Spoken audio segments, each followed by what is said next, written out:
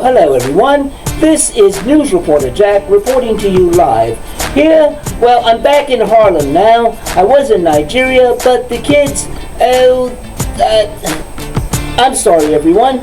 The children have been taken now to a place called Ghana, which was once a British colony. Yes, so they're in Ghana, and as you know, this is about African American history. It's great for Sunday schools, and what else is there? So let's learn about what's going on now. Before we go to everything else, I understand that Youth Pastor Emmanuel is in Ghana, and he's at a church, and he's preaching. Let's go find out exactly what he's saying. I'm sorry, everyone. It's that bad Professor Beauregard Howard that sent the children to Ghana.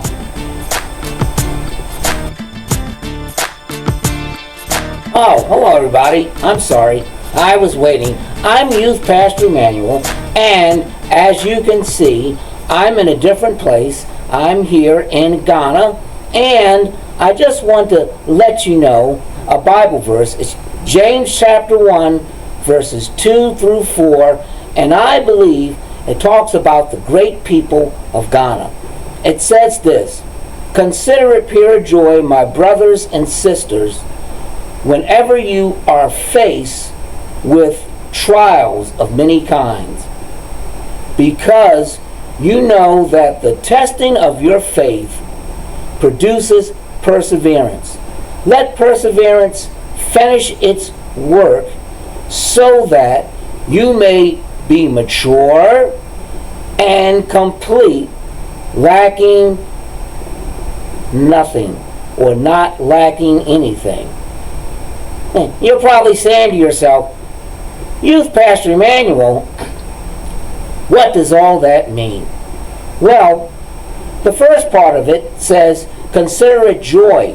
Now, it's not great to go through things when it's a hard time, or you're struggling, or hardship, or bad things happen to you. But the people of Ghana had to endure some hardship.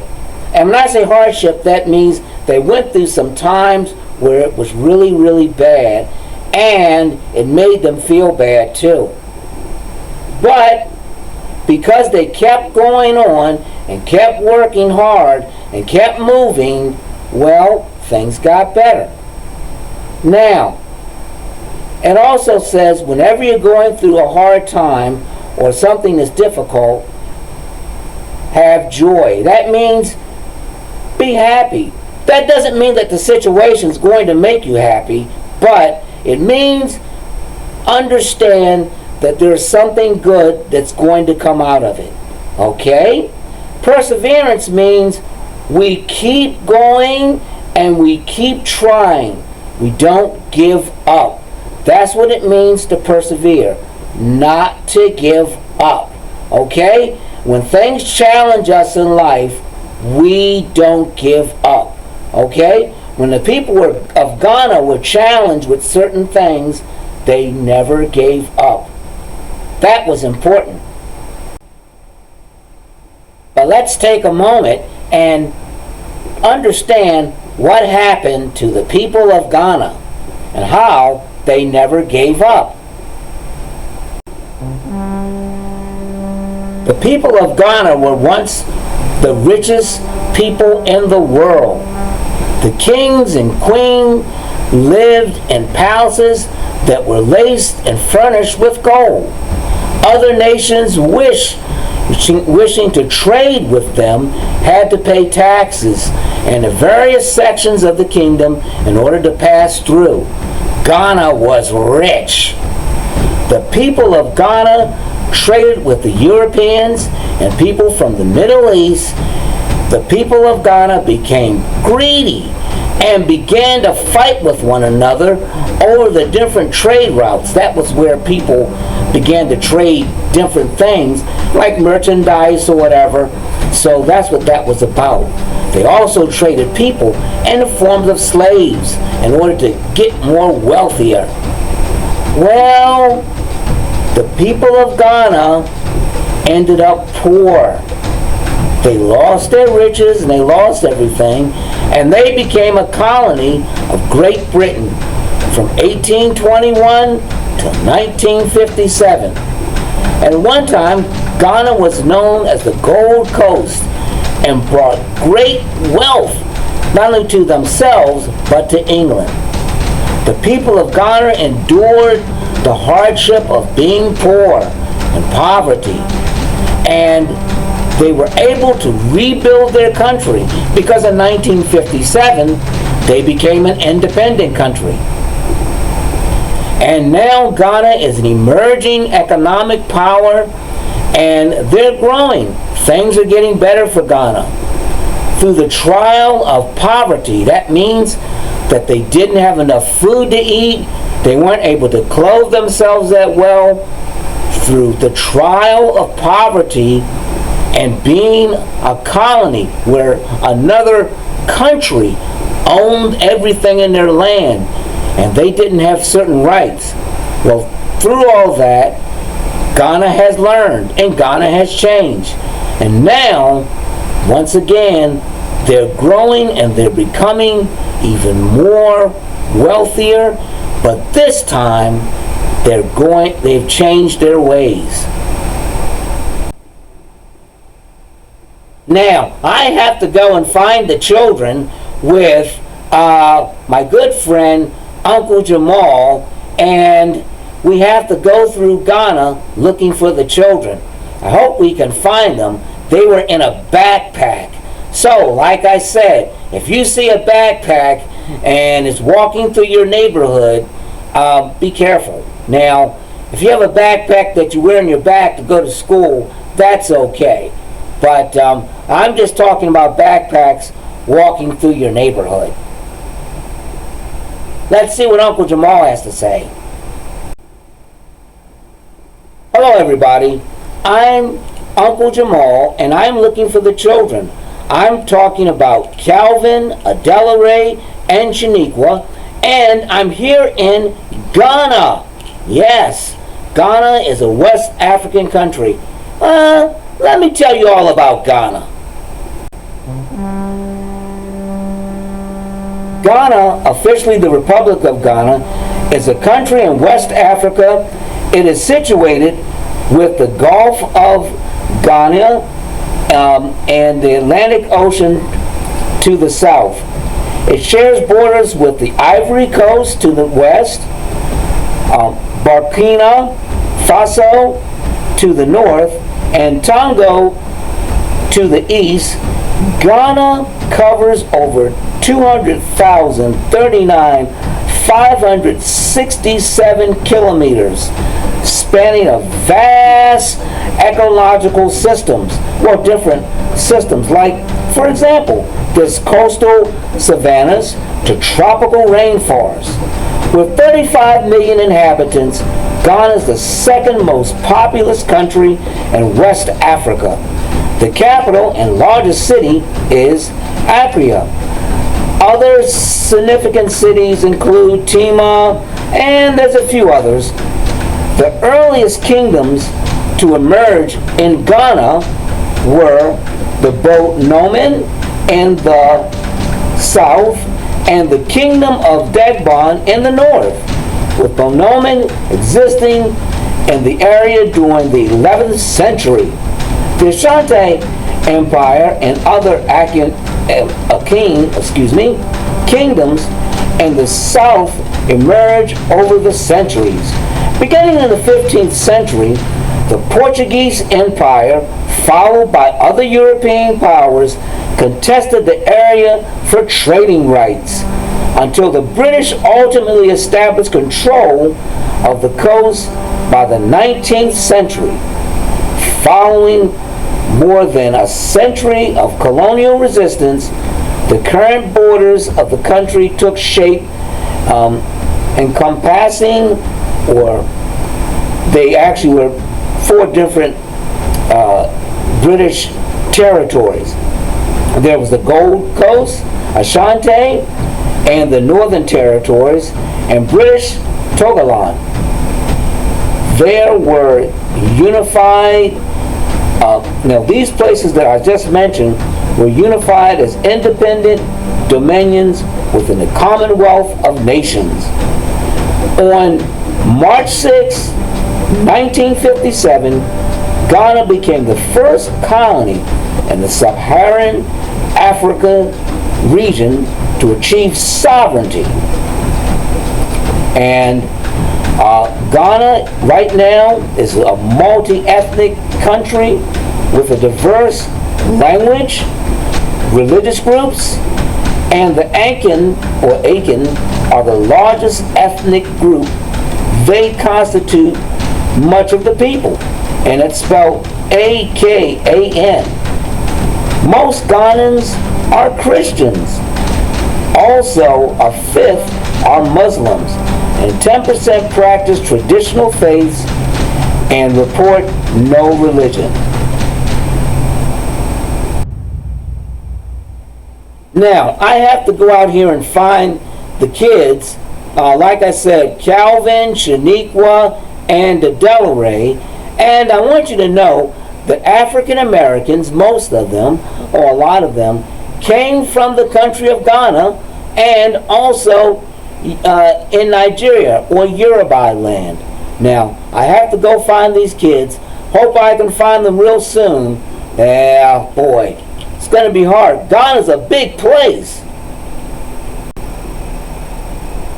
It's me, Delray, and I'm here in Ghana, and I'm looking around, see if I can find my way around. Yeah, well, we're here in the big city, and I just have to find my way around. Is Ghana rich like the United States? I just want to know. I'm not too sure, but I think they are. Looks nice. Well, let me answer that question for you. You know, Ghana is pretty rich in a lot of things, and, well, they just are. I think it's a nice place. Yeah, I think I want to ask Youth Pastor Emmanuel a question. Youth Pastor Emmanuel, tell me about family life in Ghana.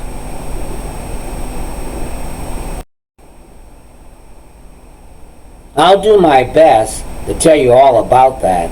Now, that was the question. We must be getting close to the kids because I heard someone ask me a question about family life in Ghana. So, let me get started about family life in Ghana. In Ghana, the family is the cornerstone of the social network, and it encompasses a nuclear family and extended family units. The nuclear family type, or it's typical, consists of parents and their children, while the extended family includes things like grandparents and other relatives, uncles and aunts. This extended network plays a crucial role in providing emotional and financial, and especially in helping people in times of need. Well, in other words, that's the support that they get. Families are categorized in two main kinship systems, maternal and paternal. In maternal societies, such as among the Akan people, lineage and inheritance are traced through the mother's side. This means children belong to their mother's family, and maternal relatives often play a significant role in their upbringing. And conversely, in paternal societies or paternal systems of the family, lineage is traced back through the father's side, and inheritance typically follows this line. Marriage in Ghana is not just a union between two individuals, but an alliance between two families reinforcing the importance of kinship ties. The extended family system is vital for social cohesion, and it fosters interdependence and mutual assistance among members. This system helps families with financial burdens, and it helps them contribute to the overall household. They all pull their resources together. In Ghana, children are often viewed as blessings within families. A strong cultural and familiar or family bonds play a crucial role in their upbringing. Traditional values such as respect, obedience, and communal living are instilled in them at an early age. Festivals, storytelling, and local games are integral part of cultural education, helping them stay connected to their roots. Ghana children face many cultural challenges. Some of them are pretty rich, and some of them have significant challenges, including poverty, educational access or getting access to education, and health needs. Overall, Ghana families are complex and dynamic, reflecting a blend of traditional values and modern influence.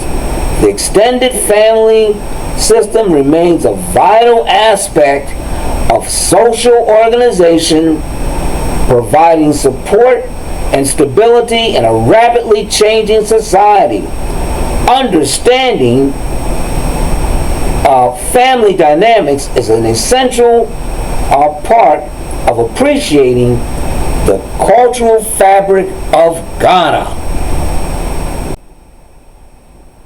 I certainly hope that helps, but I also want everyone to see that the people of Ghana had to endure a lot of things. Just as we started with that Bible verse, I want you to understand that the people of Ghana were persistent. They started out and they were rich. Real rich.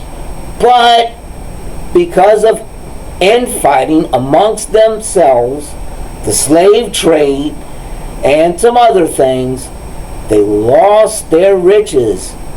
And they became a colony of Great Britain or of England. Now, the people of Ghana kept moving, and in 1957, they became an independent country. Now, there's always been challenges in Ghana, and there always will be challenges, but the people of Ghana had faith, and that meant they kept right on going. Now, you may have to wonder, what does the word faith and people keep right on going means? Faith also means that we are consistent. We always are consistent with our belief. No matter what happens, we consistently believe in God. No matter what comes up, we always believe in God. No matter how hard and how bad things may get, we believe in God. And we keep that consistency up. That's what faith is all about. Faith is consistent. Even when things don't work out, we have the faith and the courage to keep trusting God. Now, like I said, a lot of people in Ghana are Christians. Well over 70% of its population. And that's a great thing. Hey! I've got to connect with these kids. I heard someone say something, and I'm going to get in connection with them. All right. Hope you guys have a great week. Let's see. What's happening back in Harlem, in New York? Well, hello, boys and girls. I'm Professor Beauregard Howard, and you know what? I see the kids are now in Ghana, but they're still learning about their African American heritage, and they're learning about where they came from. Well, I'm not too sure that's good or bad, but I want something bad to happen to them, so I have a special friend who's in Ghana right now, and I want to show you my friend. Don't you want to meet my friend? Oh, yes, you do. I'll show him to you. This is my special friend, Leo the lion. And the lion is going to go looking for those children. Don't you think that's nice? Oh, Leo, you think it's nice, don't you? Okay. Well, we'll see what happens when the lion finds the children. See you next week, guys.